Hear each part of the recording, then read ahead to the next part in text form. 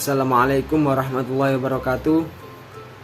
Alhamdulillahirrabbilalamin. Wabihi nasta'inu ala umuri dunia waddin. Wassalatu wassalamu ala ashrafil anbiya wal mursalin Sayyidina wa maulana Muhammadin wa ala alihi wa sahbihi ajma'in, amma ba'du. Kami dari kelompok 4 akan mempresentasikan tentang sejarah peradilan Islam. Yang dengan ini kelompok kami akan memaparkan beberapa materi, yakni materi yang pertama tentang sejarah peradilan Islam sebelum masuknya Islam, dan materi yang kedua yakni sejarah peradilan Islam pada masa Rasulullah, terus sejarah Islam pada masa dinasti Umayyah, yang keempat sejarah peradilan Islam pada masa dinasti Abbasiyah, yang terakhir yakni sejarah peradilan Islam pada masa dinasti Abbasiyah. Untuk lebih lanjutnya, simak video presentasi kami sampai terakhir. Terima kasih. Pembahasan yang pertama yaitu mengenai bagaimana sejarah peradilan Islam pada masa sebelum datangnya Islam. Seperti halnya bangsa-bangsa lain, di bangsa Arab, peradilan juga bukanlah hal yang baru untuk diketahui, karena keadilan atau peradilan ini sudah menjadi salah satu pokok kebutuhan di dalam bersosialisasi. Namun pada saat itu bangsa Arab dalam peradilannya telah memiliki kode untuk menyelesaikan segala permasalahannya. Namun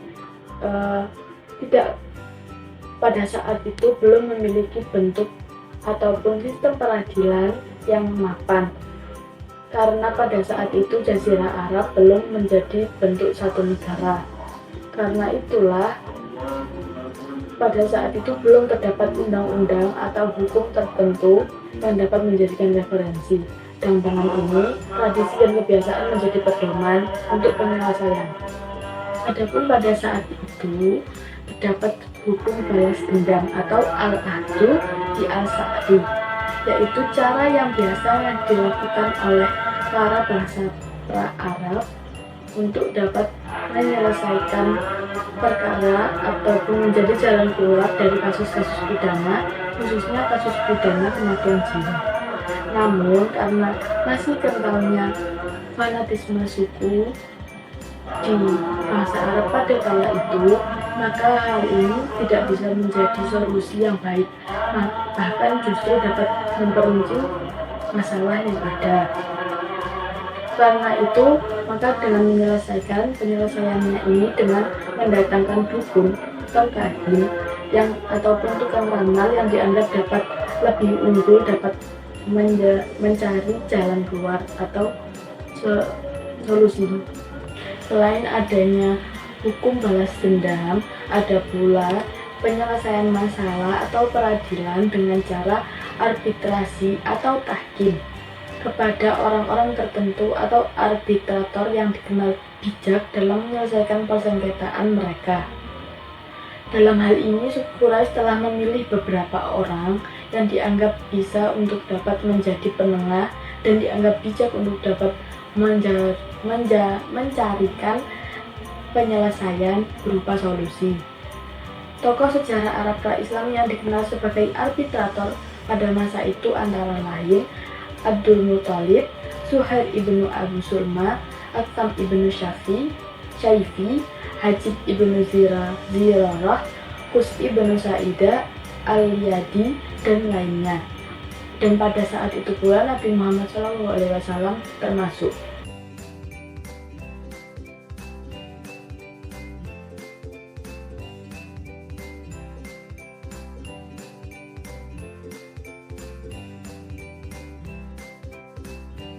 Kemudian sejarah peradilan Islam pada masa Rasulullah SAW. Setelah Nabi Muhammad diangkat menjadi Rasul, mulailah beliau menyampaikan risalah dakwah kepada penduduk Makkah. Keadaan umat Islam pada saat itu masih lemah, baik dari segi kualitas maupun kuantitas. Berbagai tekanan dan penindasan terjadi sehingga belum memungkinkan melaksanakan berbagai ketentuan agama, terutama masalah peradilan. Kemudian Allah memerintah Rasul untuk hijrah ke Madinah dan melanjutkan risalah dakwahnya. Berbeda dengan Makkah, penduduk Madinah relatif stabil dan jumlah umat Islam semakin banyak. Sementara itu, Rasulullah dijadikan pemimpin bagi masyarakat Madinah, baik yang muslim maupun non-muslim. Dan Rasulullah juga dijadikan hakim dalam memutuskan suatu permasalahan yang terjadi di kalangan penduduk Madinah, sehingga sangat memungkinkan untuk melaksanakan berbagai ketentuan agama dan tuntunan syariah. Seiring berjalannya waktu, permasalahan yang ada di masyarakat semakin bertambah, salah satunya permasalahan muamalah. Dengan begitu, Rasulullah menyelesaikan permasalahan sesuai sebagaimana yang diwahyukan Allah Subhanahu wa Ta'ala. Proses peradilan pada masa Rasulullah sangat sederhana, yaitu jika mengalami permasalahan bisa langsung datang kepada Rasulullah. Ada 4 perangkat hukum yang dijadikan panduan bagi qadhi dalam memberikan hak kepada yang berhak menerimanya, yaitu ikrar, bukti, sumpah, dan penolakan. Meskipun pelaksanaan peradilan pada zaman Rasulullah SAW terkesan tidak formal, tetapi rukun-rukun al-qadha terpenuhi, yaitu ada hakim, hukum, al-mahkum bih atau tergugat, al-mahkum alaih, dan al-mahkumlah atau penggugat. Kesederhanaan peradilan pada masa Rasulullah SAW terlihat karena belum adanya gedung peradilan tersendiri, belum adanya administrasi yang memadai, dan belum banyak kasus yang muncul untuk diselesaikan. Kemudian yaitu kewenangan dan tingkat putusan peradilan pada masa Rasulullah SAW. Yang pertama, kewenangan peradilan. Keberadaan Nabi SAW di masyarakat negara Madinah saat itu, jika dilihat dari konsep ketatanegaraan modern, beliau menggabungkan institusi trias politika, yaitu kekuasaan legislatif, eksekutif, dan juga yudikatif. Yang kedua yaitu tingkat keputusan. Pada zaman Rasulullah SAW telah dikenal adanya peninjauan kembali atas putusan hukum yang telah dijatuhkan. Hal ini berkaitan dengan hal-hal yang tidak dapat diputuskan oleh hakim-hakim daerah, disampaikan kepada Rasulullah, maka Rasul membenarkan putusan-putusan hakim daerah itu atau membatalkannya. Hal ini juga dibenarkan apabila seseorang yang mengadukan suatu masalah dan diselesaikan oleh hakim-hakim yang ditunjuk oleh Rasulullah, kemudian ia tidak menerima atau tidak puas atas keputusan hakim tersebut, maka ia dapat mengadukan permasalahannya langsung kepada Rasulullah SAW. Sekian, terima kasih. Baiklah, saya akan menjelaskan tentang perkembangan peradilan di masa dinasti Umayyah.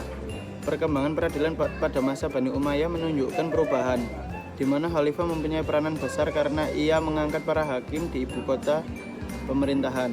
Sedang untuk hakim di daerah diangkat oleh gubernur. Akan tetapi masing-masing hakim itu tidak mempunyai hak untuk mengawasi putusan-putusan hakim yang lain. Hakim ibu negara sendiri tidak bisa membatalkan putusan hakim daerah.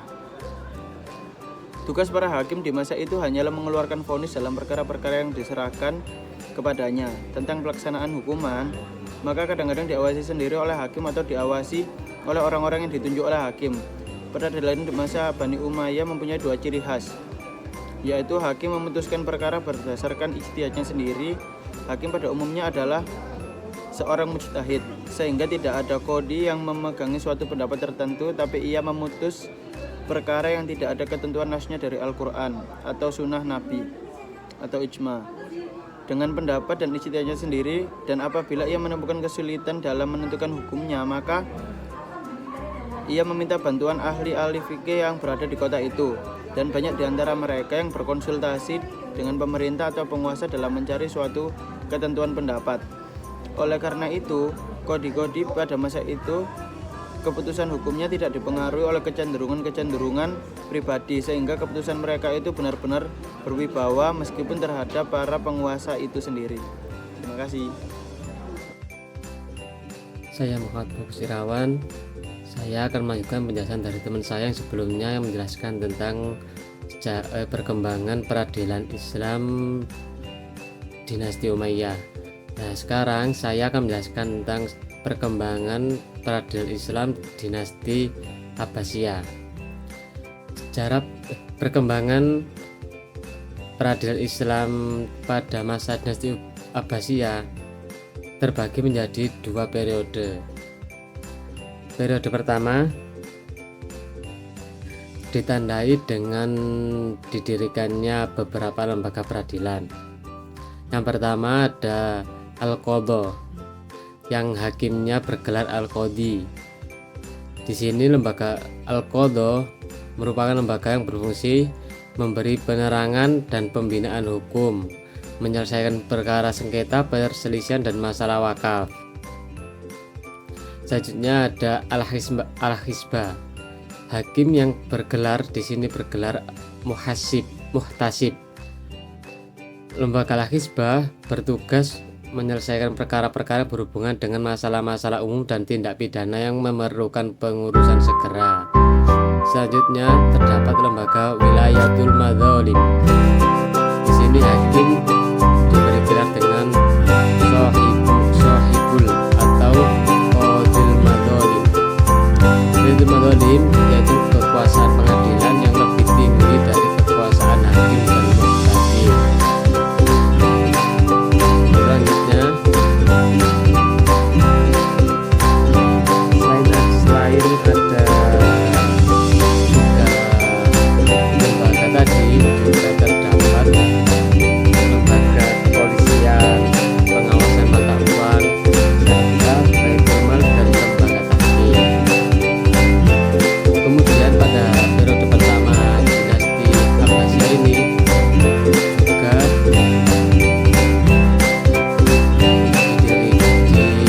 diadakan jabatan-jabatan, yaitu sebagai berikut. Yang pertama terdapat jabatan Dewan Qadhi Al-Qudha, yaitu fungsinya dan tugasnya mirip dengan Departemen Kehakiman yang dipimpin oleh Qadhil Qudha atau Ketua Mahkamah Agung. Selanjutnya ada jabatan Qudha Al-Aqali, yaitu hakim tingkat provinsi yang mengetuai pengadilan tinggi. Selanjutnya ada Qudha Al-Amsar, yaitu hakim tingkat kota yang mengetuai pengadilan negeri. Selanjutnya ada jabatan Al-Sultan Al-Qadhaiyah, yaitu jabatan kejaksaan di ibu kota negara dipimpin oleh Al-Mudha'il Ummi atau jaksa agung, dan tiap-tiap kota oleh Naibul Ummi atau jaksa. Selanjutnya pada periode kedua peradilan masa Abbasiyah, yaitu tidak jauh berbeda dengan periode pertama, cuma ada beberapa tambahan lembaga. Dalam periode kedua dinasti Abbasiyah ini terdapat beberapa lembaga, yaitu lembaga Qadhil Qudha, selanjutnya Wilayatul Hisbah, yang ketiga Wilayatul Madzalim yang saya sebutkan tadi. Selanjutnya ada tambahan Al-Mahkamah Al-Askariyah. Al-Mahkamah Al-Askariyah yaitu tugasnya adalah menghadiri sidang di Darul Adl, terutama ketika persidangan tersebut menyangkut anggota militer atau tentara. Kalau bahasa mudahnya, Mahkamah Al-Askariyah ini seperti pengadilan militer. Selanjutnya ada Badan Arbitrase. Selanjutnya juga ada tempat persidangan, waktu dan pakaian untuk hakim. Ini termasuk dari perkembangan dari peradilan Islam pada masa dinasti Abbasiyah. Demikian yang bisa saya sampaikan.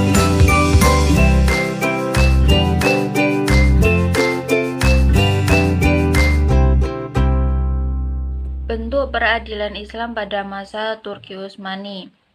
Kewenangan peradilan Islam pada masa Turki Utsmani dibagi menjadi 2. Yang pertama yaitu kewenangan hukum atau peradilan syariah yang disebut dengan qadhi, dan yang kedua yaitu kewenangan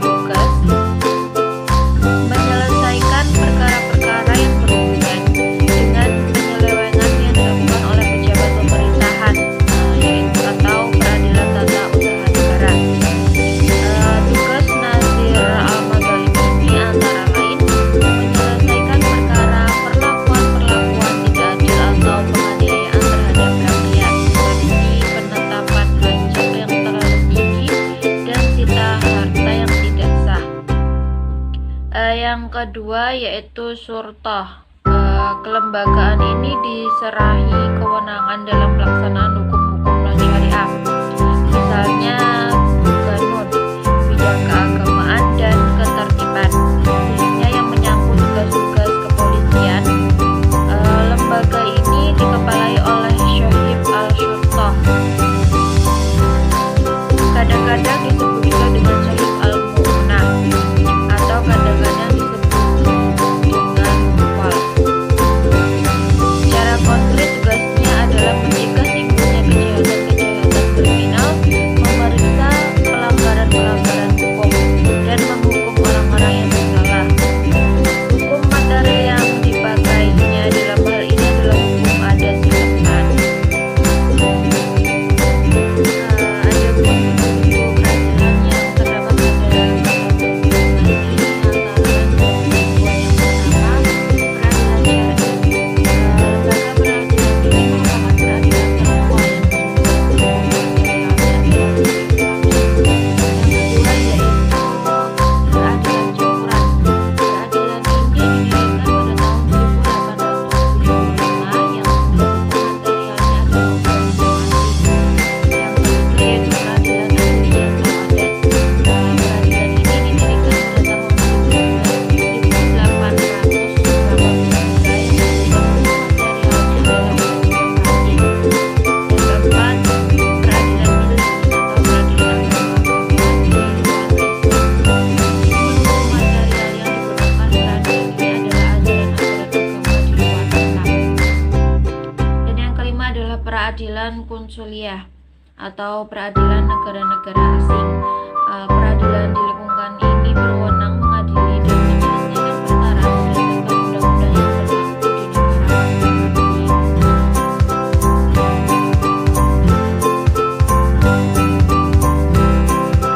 Kemudian perkembangan peradilan Islam. Pertama, sebelum Islam. Bentuk-bentuk peradilan pada masa ini adalah yang pertama mahkamah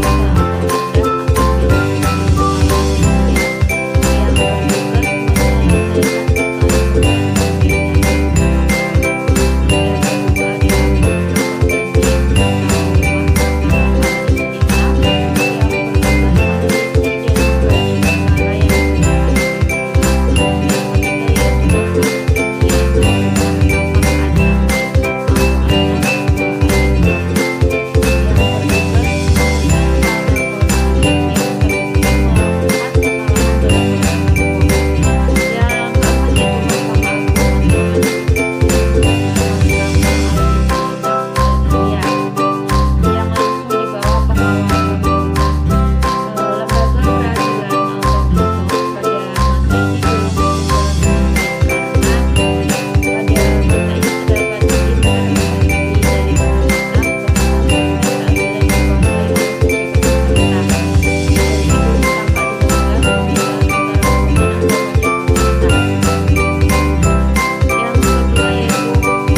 atau adat atau termasyhur dengan sebutan Al-Qanuni dan dilanjutkan oleh Sultan Mahmud II. Sultan Mahmud II juga dikenal sebagai sultan yang pertama kali dengan berani mengadakan perbedaan antara urusan agama dengan urusan dunia. Urusan agama diatur oleh syariat Islam atau tasyri'ul din, dan urusan dunia diatur oleh hukum syariat tasyri'ul madani. Yang ketiga, secara